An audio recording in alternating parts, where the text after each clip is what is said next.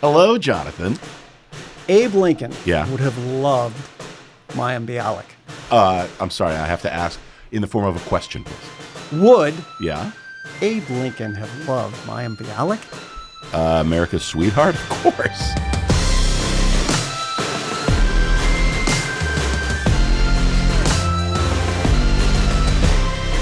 How to Be Abe Lincoln, based on the book by Jonathan Shapiro.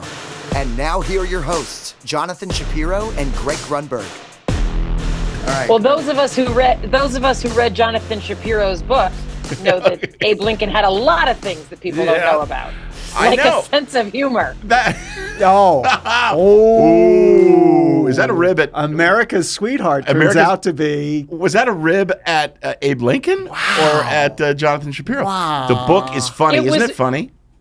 The book is funny. The book is informative. The book is touching. I was really moved and did not expect to be. True story. I can't tell you how often I'll hear a woman say, "I was moved and I didn't expect to be." I hear that a lot at home. So this is a thrill because, and I hope she takes this the right way, one of the most Lincoln-esque people I know has joined us for the podcast. Wow. Think about that. What does that mean to you, Mayim? You know, the true story is when I was reading this book, I mean, Jonathan, we knew each other in a different life, in addition to this life. It must be. And as I was reading it, I absolutely was like, I wonder where I would measure up in terms of these categories that Jonathan is talking about. True story. I really thought about that. Well, I first of all, unlike Greg, thank you for reading the book. You need an outsider's perspective. I We've talked appreciate about that. this. Secondly, in the book, I talk about Lincolns I have known because one of the theses of the book is that anybody can be Lincoln. Mm-hmm. The gender, race doesn't matter. The characteristics the characteristics that made him him, Mm-hmm. and which we can follow to be him, are the highest characteristics that we can aspire to. And honestly, Mayim, I mean it. In every way, in terms of your ability to collaborate, in terms of your ability to laugh, in terms of your ability to, I think, want to always be improving yourself, your ability to love. I happen to know one of Mayim's children who is the child we had hoped to raise. And didn't. Mm-hmm. Our three are out of warranty. There's nothing we can do. You lost the receipt. Right. But no, I seriously, the reason why we wanted you on is you're one of those people who is a role model to represent how to be Lincoln.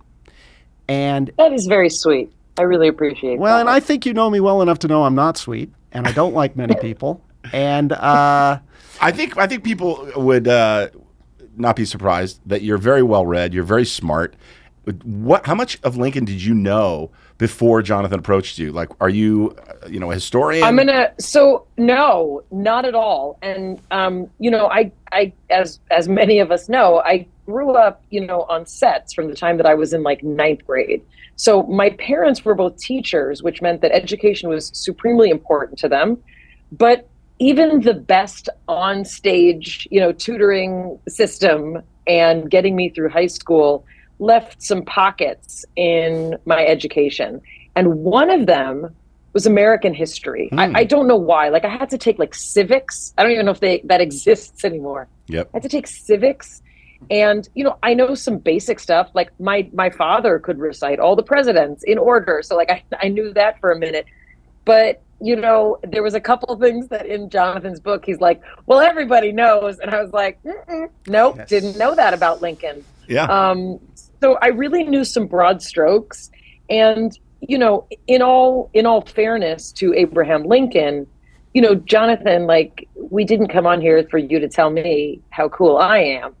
I came on here to talk about how cool this book is because while there is there's absolutely an historical thread that relates in every chapter to actual Abe Lincoln, what you've done is you've created this really, really elaborate and complicated and beautiful dance between all these components of our existence. And you use Lincoln as sort of this touchstone, but the fact that every chapter has like exercises and thought projects to do, and also resources that relate to like other books and films, like it's such a Jonathan Shapiro book. Yeah, And that's it's true. so like it's so Abraham Lincoln, and also like it's so much more. And that feels like such a great example of what you do. Like, you're not just anything. You're not just a lawyer. You're not just a dad. You're not just a husband. You're not just a writer. You're not just a comedian. Like, you're all of the things, and that's what this book is. Are you talking to me or Jonathan? No, not talking to you. So I want to thank the Make the Wish Foundation group for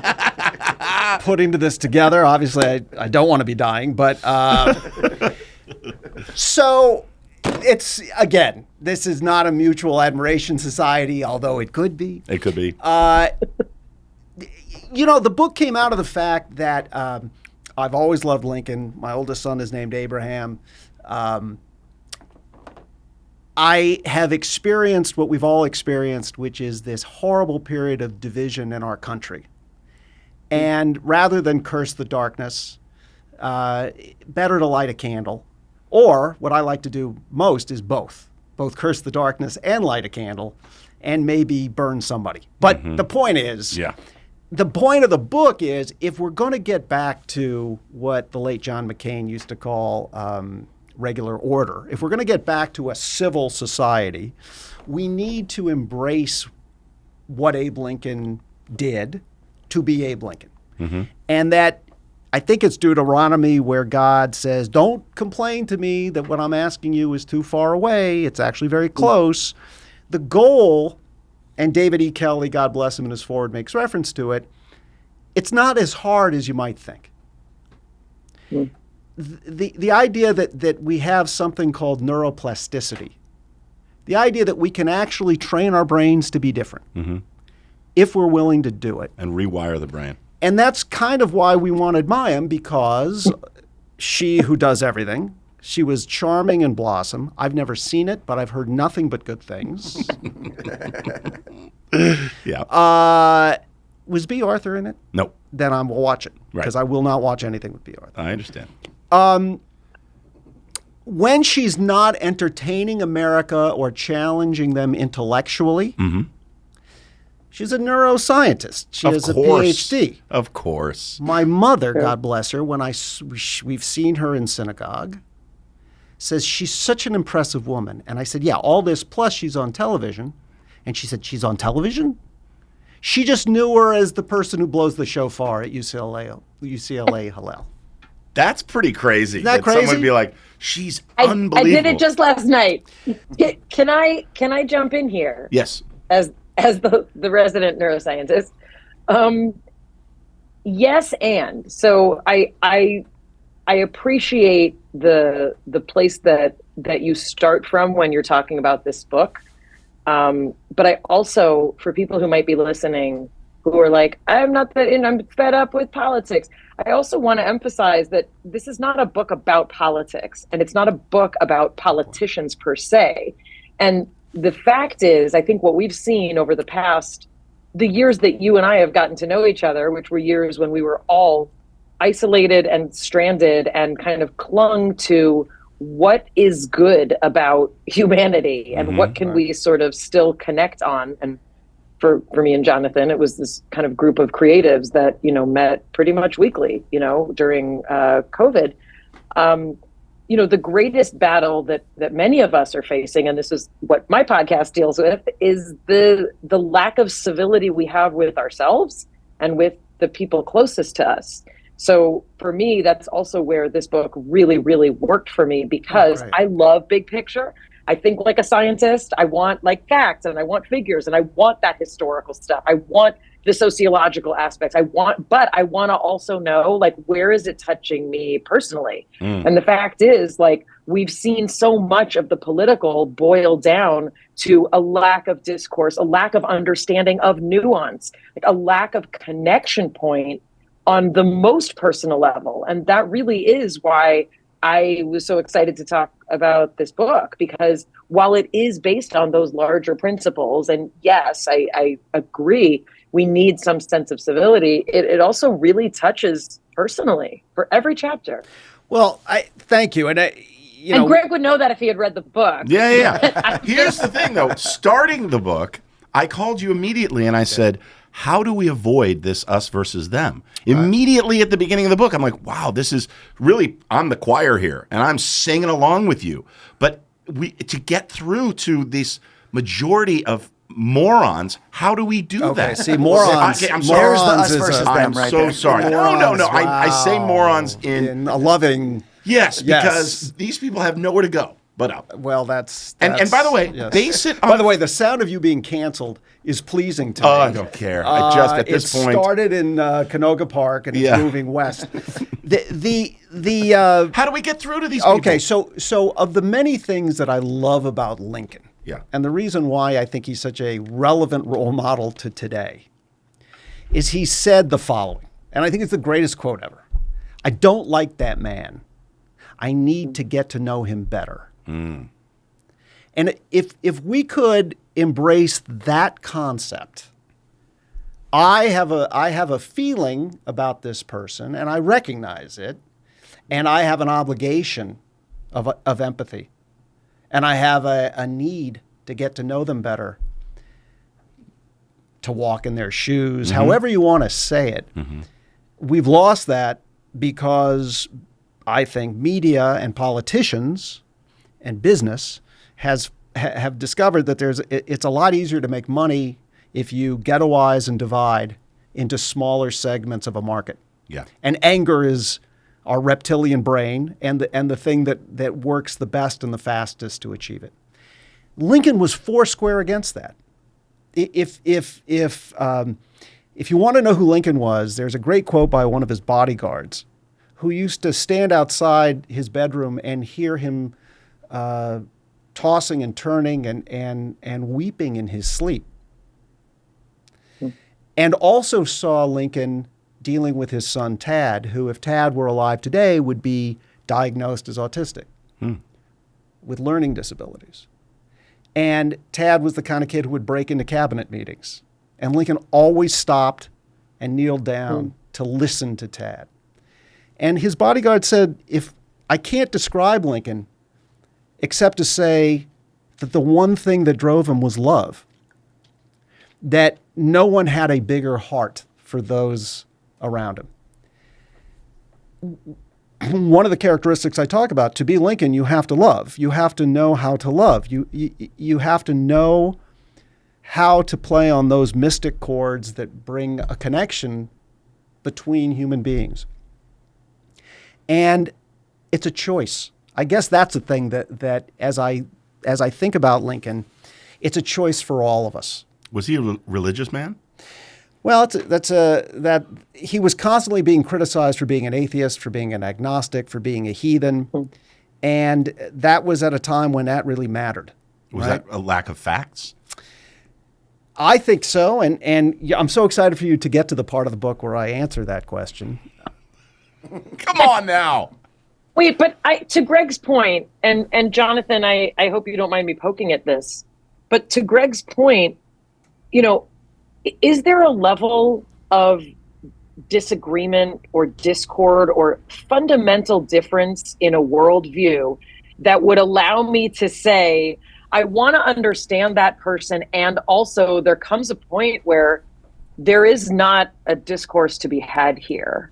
I'm asking for a friend, because I remember when, when a lot of this kind of like early, when Trump was first elected, and I mean, my kids were younger and there was a lot of jokes on social media and that, and they were kind of spouting all this. And I said, you know what, let's not, like, I don't want to be part of that part of discourse. Like, let's see what happens, and then like smash cut to like 2 years later. And I was like, wow, there's a lot here that's increasingly problematic. And then like smash cut to like 2 more years. And I wonder, like, is there a place where love has limits? I don't know, Greg, if you want to add to that. That is exactly. And I have limits. I get pushed and pushed and pushed. And by the way, no one wants to hear from me on social media about this. No one really cares, honestly. And I went at it. I felt that I got to a certain point where I was like, I have to say something, because people that should be loving each other, that should be accepting of each other, that should sit down and listen to one another, are just not even there. I have people, and I'm sure you have the same thing, but I had somebody that I reached out to on social media and I said, you know, what you're doing is so great. I just think you're wonderful. And she's a stay-at-home mom is her thing. And she's so positive and wonderful. And I, you know, as much as it's repetitive and whatever, it's wonderful. It's positive in the morning. And I look at it. And her husband reached out to me and we started a conversation. And he said, you know what? I can't believe I'm even talking to you out there, you liberal Hollywood so-and-so. And I'm like, it's just we've just been taught in the last few years just to absolutely hate each other without listening. And I said, let's just not discuss any of that because we both have our core values are aligned. And so I don't know. I hear you talking about love. Lincoln's time was even more divisive than it is today. Correct? I mean, I'm sorry, I fell asleep. You were going on God. and on. I literally had time.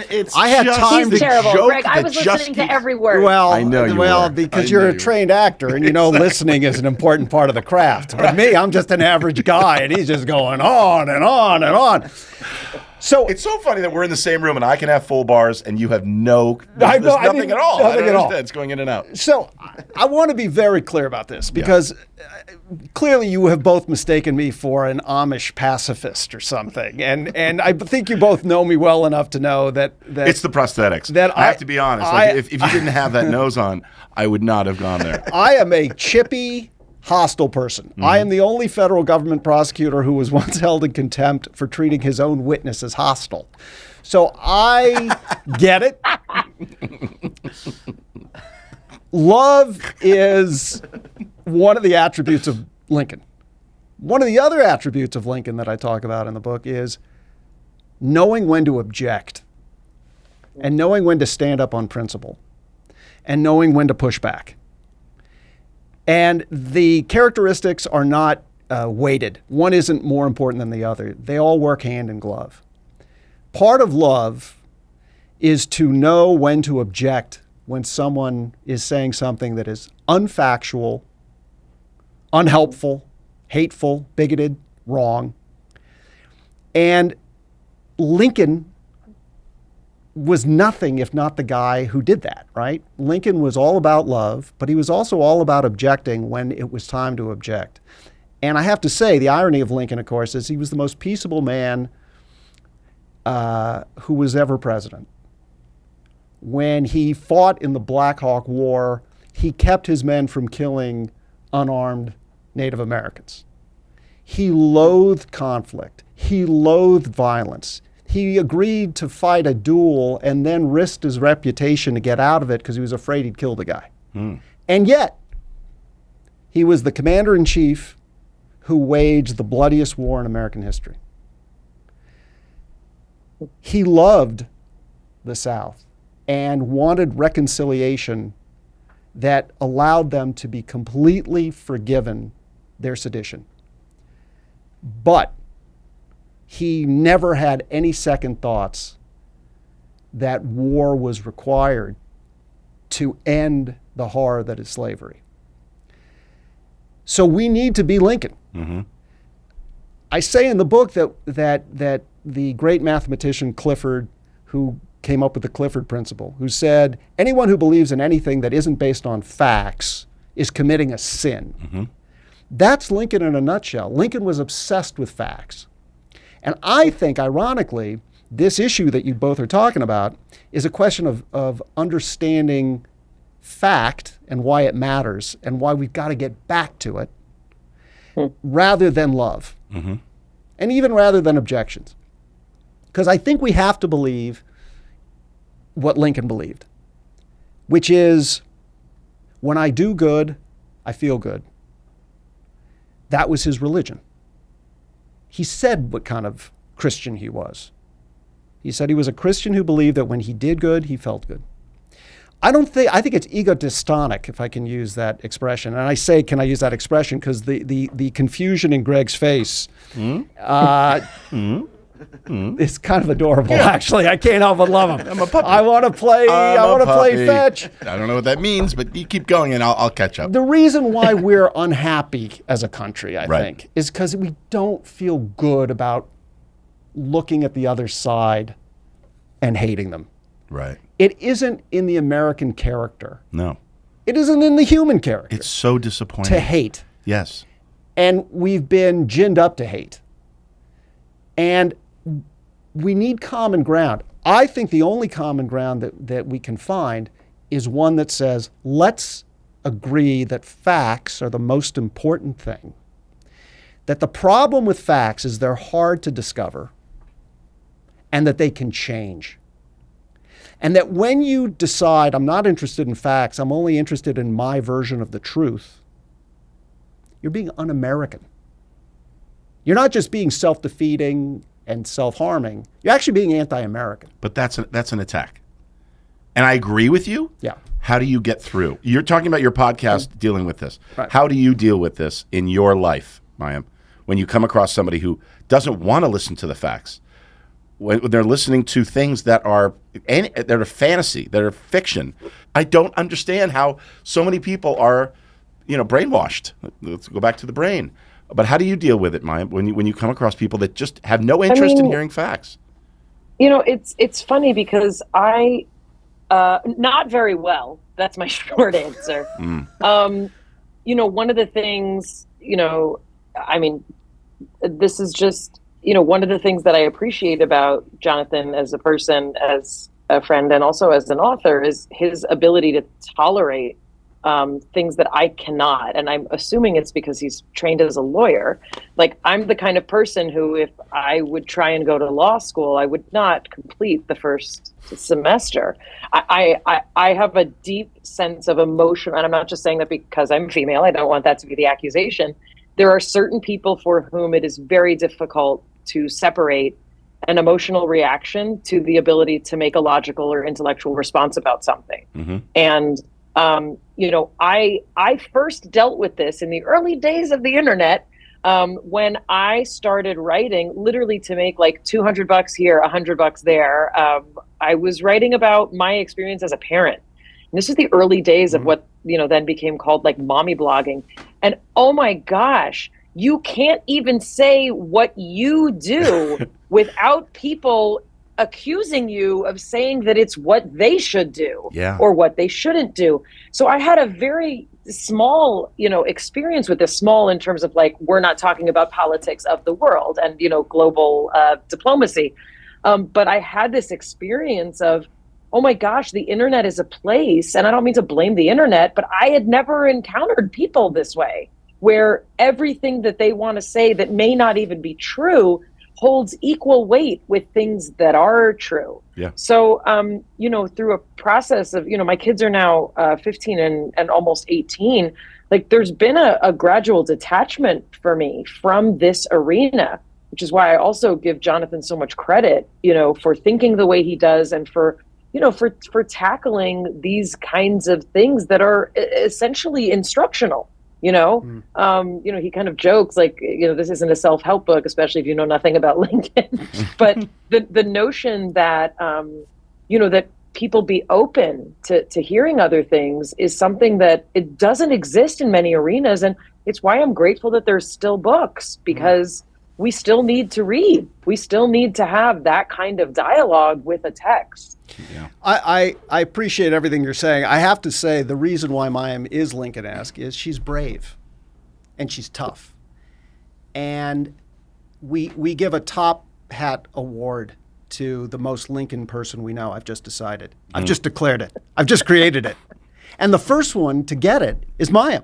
Yes, congratulations. Congratulations. Can I wear it to the Emmys in January? Well, I would wear it now. But too. The point is, Mayim did a brave thing, and she didn't get enough credit for it. But during the writer's strike, she even though she didn't have to, she honored the picket line to show solidarity with the writers. I was so moved by that, because that was a real brave thing to do. That was something that was going to expose her to criticism. That was something that was going to cost her money. She did it. Okay. I have to say that those of us who complain about the other side, and I have to say also, I'm guilty of saying things like un-American, right? The book is How to Be Lincoln. It's not how to be Jonathan Shapiro. Nobody wants to be Jonathan Shapiro. I don't want to be Jonathan Shapiro. Yeah. I mean, if you get nothing from the book, no, I do not want to be Jonathan Shapiro. Right. What Lincoln teaches us is they called him a monkey. They called him a baboon. They tried to kill him. They eventually succeeded in killing him. There was a war.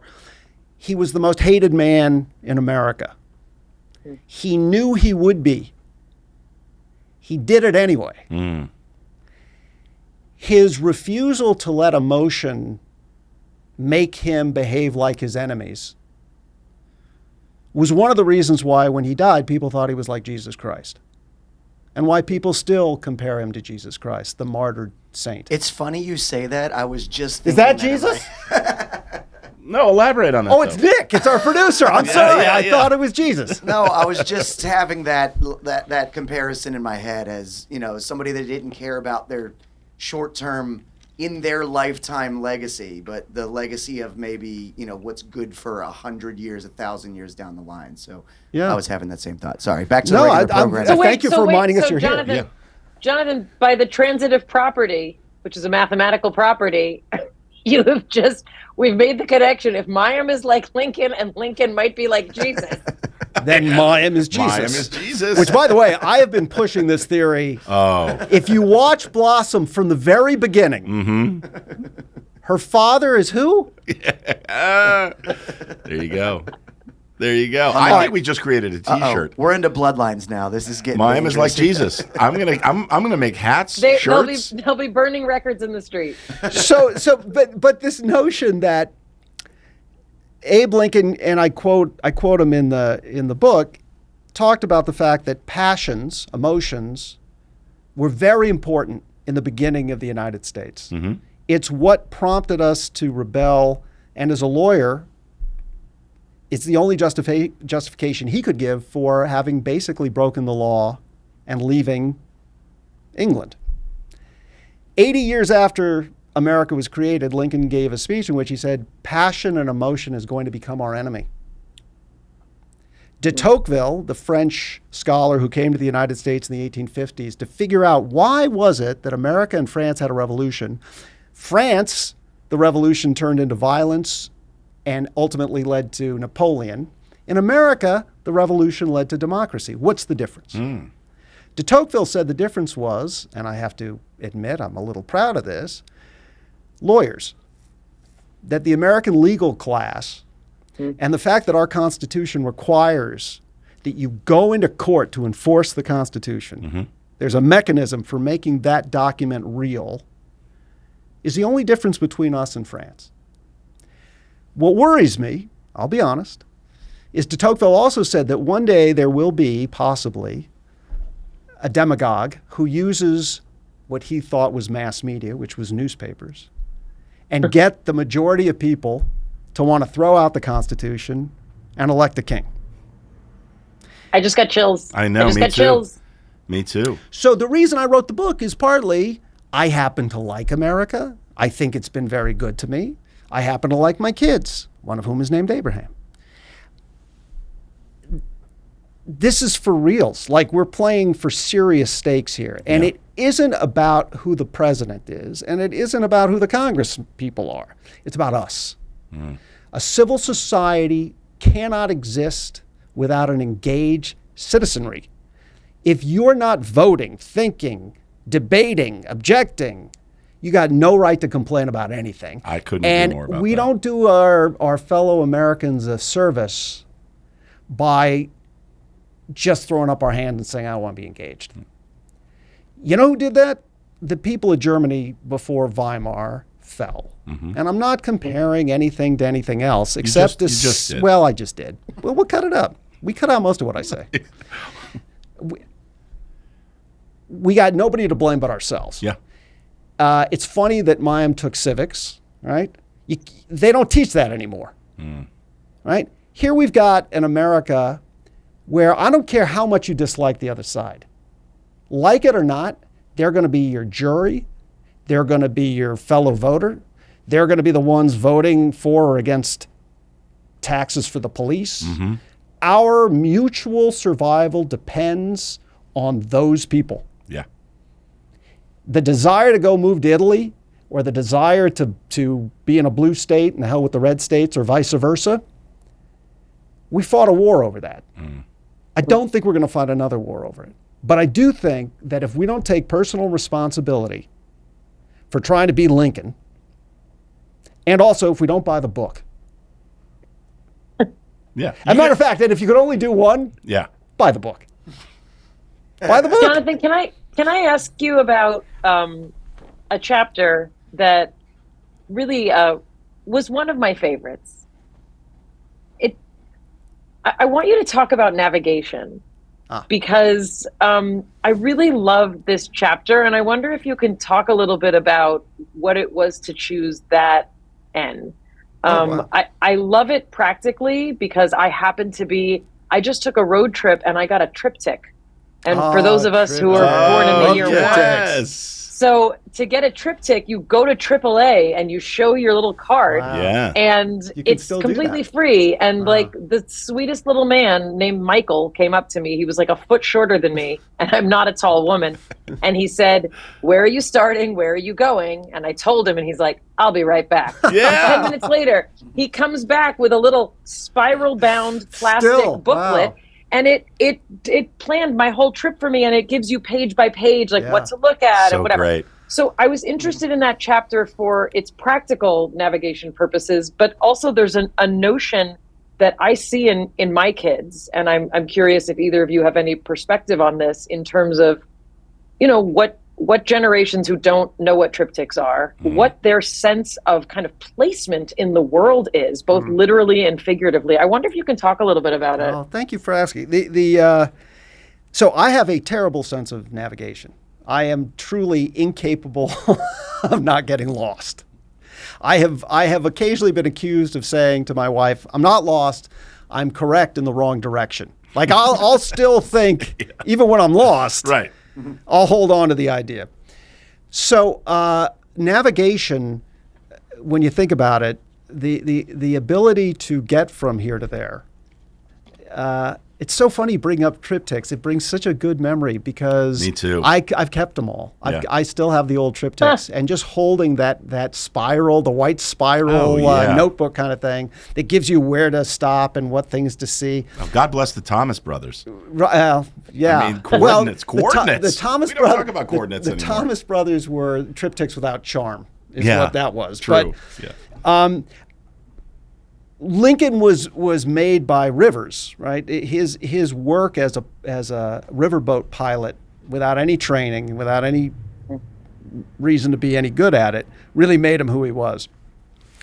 But more than that, navigation is a sacred skill that there's so much in the Bible about being able to read the stars and being able to name them and being able to understand where you are in any given moment and why that matters. That's a sacred skill that human beings have evolved to have over our entire existence, which we've lost because I've got this and I just type in the coordinates and I don't have to even think about it. It'll just tell me where to go. Right.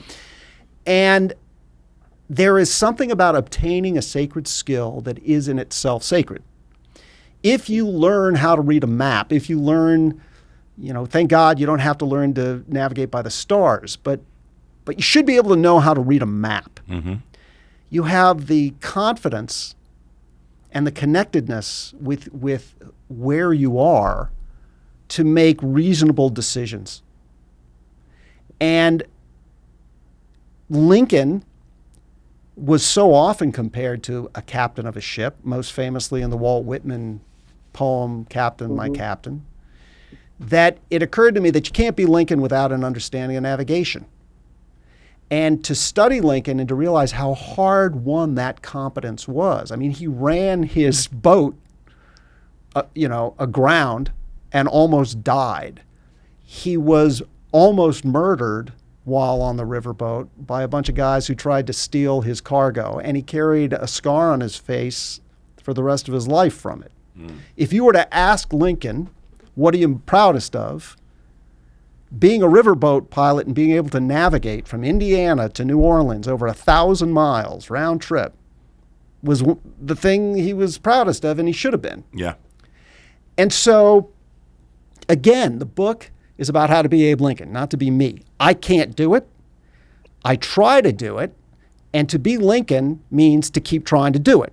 And so I am constantly making myself be aware of where I am and where I'm going. And I try to do it without this damn device, because sometimes I don't have this device. Interesting. I try to read maps. Now here's an interesting thing you can try to do. Ask someone for directions and then actually listen to what they're saying. This is a new thing I'm doing. Right. Well, for me, I navigate, you have to tell me, okay, you go down, you make a left at Krispy Kreme, then keep going down when you get to, that's how I follow directions. It's interesting you mentioned kids, though, today, because it's not just navigation. It's every skill and not learning. Right. Education has become, now with AI, my kids are relying on that and saying, well, why not? That's the future. Or math. They're like, why do I have to figure this out? I've got a calculator. Or why can't I look it up? And teachers are allowing these devices in classes now, because I remember taking typing. I remember taking that and home ec and things that will taught you those basic principles. And it's okay if there are devices that make things easier. We all agree on that. But it's really interesting. Navigation is a great sort of starting point to discuss all of that with my kids. And Mayim, thank you for talking about the resources. One of the books that I was going to put in that I didn't for navigation was Hermann Hesse's book, Siddhartha. And I thought,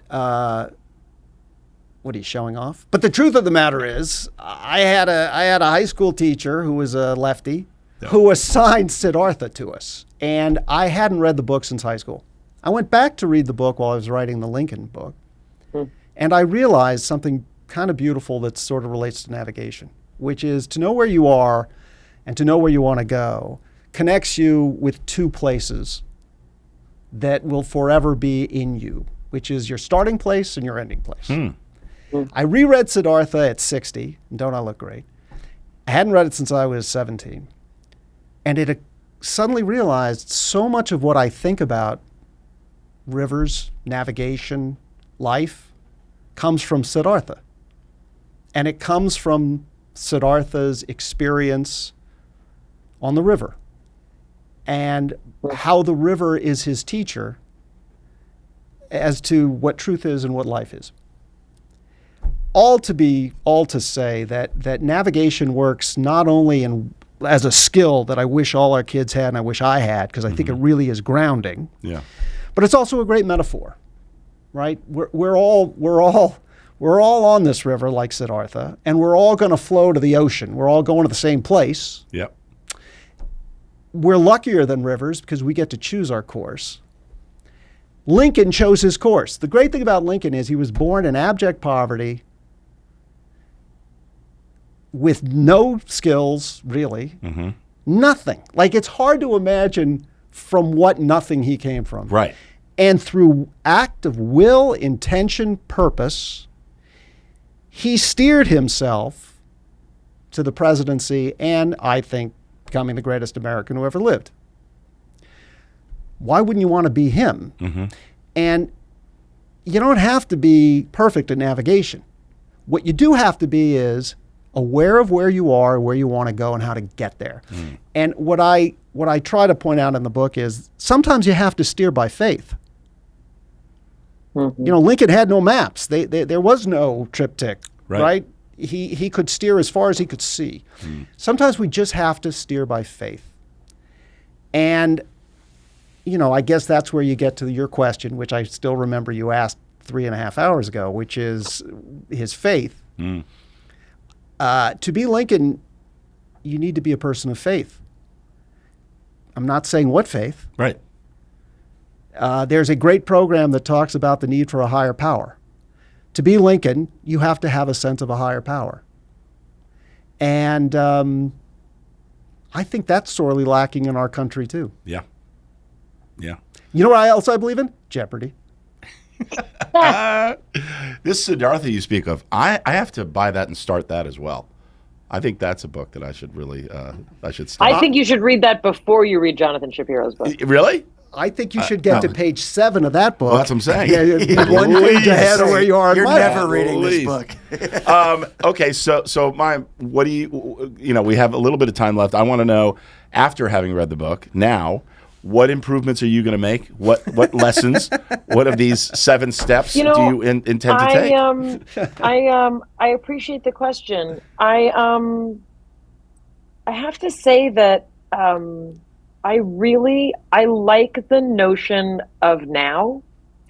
And so the final N is now. And truth be told, when I got to it, I was like, just when I looked at the title, because the other chapters are so, they're very specific and they're very, directive. Like, here's a quality, like, here's the reason for this quality, and here are the things that come from that quality. And I got to now and I was like, really? And then I read the now chapter, and it's very Jonathan that this is what the final letter is, because it's kind of like you can read a lot of different books, and I've read a lot of different books to help you change and to help you do it better and to help you love better and work better and cooperate better. But I think the truth is being able to seize that and to be able to say, I'm not happy with where I am, or I want to go a different place.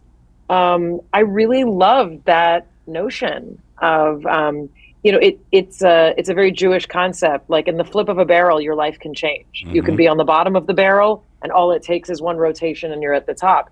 And that's what I just gave myself chills, because that's what now means. It means you can stop reading other books, or you can keep reading other books, but all of them are for nothing if you don't actually seize it. So I really like now. I love that.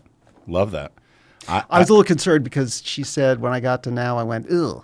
And she made a face. I don't know if you're watching this, but I don't know if people know what a herring Bismarck herring looks like, but it's not a happy fish. No, that scared me. That face but the fact that she has that. I know. Well, there's a darkness there that we'll explore next time you're on the show.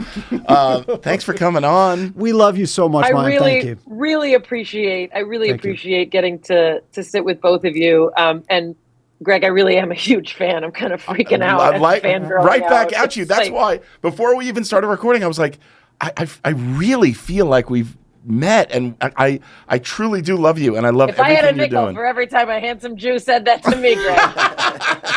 You know what this is? This is the Jewish version of Travis Kelce, Taylor Swift. It is, and we all get to watch it. Exactly. We all get to watch it. Right? Yeah, it's exciting. But Mayim gets to walk out of the building without being in a catering cart. Yeah, well, Greg's merchandise is flying off the racks. Yes, it is. Mayim, we love you. Thank you. Love you so much. Thank you, and I wish you only good things with this book, and thank you so much for letting me be a part of it and reading it and getting to talk about it. So, thank you. All right, see you soon. Happy New Year, guys. Happy New Year. You too.